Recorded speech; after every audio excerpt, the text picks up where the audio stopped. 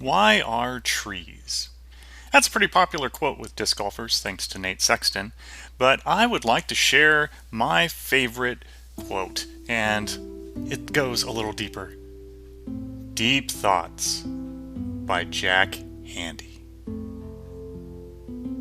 If trees could scream, would we be so cavalier about cutting them down?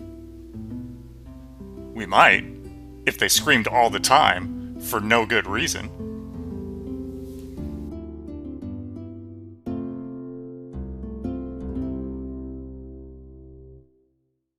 Hi, my name is David Salee, and welcome to another episode of What It Takes, where we take a look at what it takes to accomplish various goals in Disc Golf Valley. Today's goal? To try and win the Deep Forest Cup.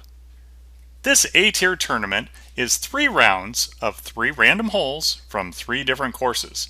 The only courses to choose from are Blueberry Thicket, Harrowing Woods, and Owlwood. So the selection's pretty limited, so you're going to get a lot of repeat holes. Let's take a look at the keys to success for the A-tier tournament. Like all A-tier tournaments, you need to first be able to birdie every hole. Got to be very comfortable with those throw-ins, further away the better. And you need to be able to stay relaxed and steady. Going to have a lot of holes in this particular tournament where birdie is essential, and they should be pretty routine, especially the blueberry holes. But you don't have to be perfect. You can make mistakes out on the course and still recover from them. The AI players are not perfect, and you don't have to be either. Let's take a quick look at the bag that I will be using in this tournament. I go with 2 mid-ranges, both of them being accurate windbreak. I like the fuse and the compass. I like the fuse for my putting and my throw-ins. Seems to be really straight and pretty deadly accurate when I'm on. I also have 2 fairway 7 speeds, where I like those to be wind accurate or accurate wind as well. The Explorer, I like the amount of fade that it gives me, and the River, I like the distance and the straightness of it. My Extra Glide accurate musket is pretty handy for a lot of the various holes. When I need to go a touch longer, then I'm reaching for the Glide windbreak recoil. And then I got my bomber discs, the Glide Light Ballista Pro, which just goes absolutely far. It's amazing.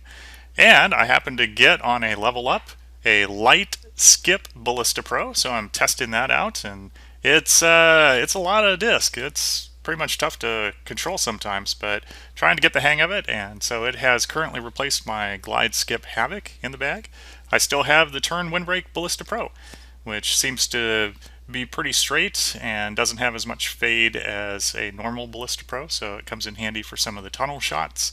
And I have a roller disc. I'm going with the Roll Light Ballista Pro and still testing out various ones to see if I can find one that I've settled on, and I'm still searching, but I'm having a lot of fun with the rollers when I get a chance to use them.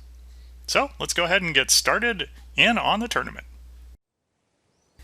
Looks like we're going to start out with some blueberry holes. This first one, I like to go with an Explorer if there's a headwind and do a spike hyzer on it. If there's a lot of tailwind, then I'll actually switch to the compass. And I just want to get the disc to land down in this flat area. Pretty much anywhere in this area is going to be a birdie. Leave some sort of nice putt. In this case, a fairly decent one, just throw it in there. Pretty much every blueberry hole that you're going to find is a must birdie. This is an eagle opportunity, and it has almost become a must eagle. I use my Turn Wind Ballista Pro and just try and throw it down that hallway. It likes to go nice and straight, drift a little bit to the left at the end, but in this case gives me a nice 73 footer. So work on those throw-ins, because got to make these. And with this eagle, I actually gain a stroke right out of the gate, which is really nice. Hole number 1 from Blueberry is pretty standard, just simple wind accurate Explorer. Throwing it, letting it scoot nice and close to the basket. And it's nice when you don't even have to putt. Just hit the old tap in and away you go. Our next holes are from Harrowing, and this one is a definite aceable one, but Most of the time I'm just trying to throw nice and simple, let it land nice and flat. Hopefully it doesn't slide too far down and go into the puddles. And so in this case it just landed, curled around a little bit, but left a nice makeable birdie putt. Stonehenge is usually an accurate glide musket for me, and just thrown up there, let it go to either side of that stone. If it clips it like it did this time, it should kick it out to where I have a putt, and as long as I elevate it, even with the 2 headwind, it's not going to be too bad. You can see it drifted off a little bit and kind of looked like it was not going to stay in, but got lucky. This is a must eagle. And with the Ballista Pro, it's actually a pretty simple one to aim up over that tree. Just clear the trees, use this particular hill to hopefully slow it down and also redirect it towards the basket. There is a chance it can slide long, but generally speaking, it works out okay. So 67 footer, throwing it in for eagle, and that is a must get. Now we go to Owlwood. Oh, this is a fun hole. I found that if I can go over the top of the trees with my Light Glide Ballista Pro, what I want to do is catch a little bit of the branches to slow it down and just put it somewhere close to the basket. If you catch the branches too early, you will not make it over the wall and you'll be OB, and that drop zone is a nightmare. In this case, 61 footer for a throw in, gets the birdie. Hole number 4, I slide all the way to the left. I'm selecting my musket and just trying to hook around these trees. As long as I make it up close to the basket, it's pretty simple. I split the trees really well that time, and 19 footer, even in the rain, it's not that bad. So nice simple birdie on that one. And now it's the last hole on Owlwood. This one's also a bit of a pain, especially with the wind being that strong towards the basket, so I lower it and use my Glide Light Ballista Pro, and I'm just trying to catch some branches. If you are unlucky, you'll catch a trunk and then you won't make it over the wall. You'll be in the OB and go to the drop zone. In this case, it pushed through 75 left for a long birdie, but managed to throw it in. Lower it a little bit when you have that headwind so the disc doesn't lift too much. And we're tied for first already. So now it's back out to 3 holes of Owlwood. This is where I've been using a roller, so I switched to forehand, I put it in that spot. In this case, I'm pulling all the way so it flips the disc the wrong direction and then going back down just a little bit so it has the roller the correct direction. And the reason I do that is because I need to get the maximum roll that I can possibly get to get as far and curl real close to the basket. And generally speaking, it works out really well and seems to be far more reliable than I ever would have thought. So that's kind of nice. This is where the turn wind Ballista Pro comes in handy. I just lower it, move it over a little bit. Even with that 2 wind, it should slide it over, but not too far. In this case, it did slide it too far and clipped the tree. So parks me behind another one. Now I'm looking at 89 feet. Just slide out. And even though it's a little tight to the tree, the fuse just goes absolutely straight. And so it's really nice and handy for these particular times where you just need to just throw straight. Hole 3 is another fuse shot. So it's all downhill, so I really lower it quite a bit, and I'm trying to stay on the upper side, and even catch that wall is fine because it'll kick it towards the basket. If you're on the right side, you have a chance of clipping the wall and rolling away, and it makes it far more difficult than you need to. The par 5. I'm using the Ballista Pro and just throwing out over the top of the trees and trying to get as much distance as I can. If I'm lucky, it'll push through the entire way. In this case, it gets a little stuck. Now this is where I get to enjoy playing around and coming up with a unique and creative roller line.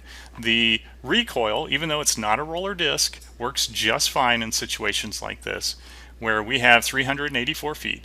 I need to slide it a little bit more to the right because otherwise it was going to run right into that tree. Pulling it and letting it go, and let's just see what happens here. So it's going along fine, and then clips a tree. So now I'm doomed, right? 108 feet. Well, the secret is all of these trees have no foliage effect that are surrounding the basket. So you can line up as you would for a regular throw as if there was nothing there and just throw it in. So it's a really handy, useful information tidbit to know. So now we have what I like to call a golf club because it looks a little bit like one, and I'm just using my musket, throwing it out there, and coming hopefully not too close to that tree. In this case, parked directly behind it. So we get to do a little mini rotate the world. You can see that you can't see the basket from the left and right slide. So if you do a slide and then a rotate and then pull the disc to the side, you can throw it in.